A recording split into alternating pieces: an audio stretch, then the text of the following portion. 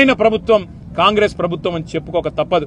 పేరు గొప్ప ఊరు దిబ్బ అన్నట్టు పేరుకేమో ప్రజాపాలన చేసేవేమో అన్ని అప్రజాస్వామిక పనులు అన్నట్టుగా ఇవాళ ఏకపక్షంగా పెద్దలు జగదీశ్వర్ రెడ్డి గారి గొంతు నొక్కడం అంటే ఇది జగదీశ్వర్ రెడ్డి గొంతు నొక్కడం కాదు, ఆయన ఒక్కడికి జరిగిన అవమానం కాదు.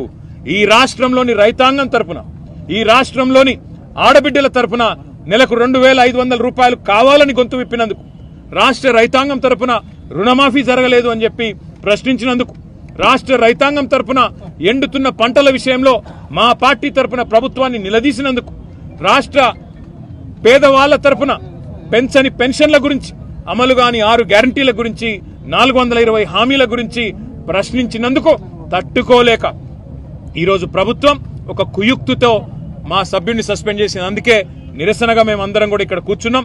ఇవాళ వాళ్ళు అనుకుంటా ఉన్నారు కేవలం ఒక గొంతు నొక్కినంత మాత్రాన శాసనసభలో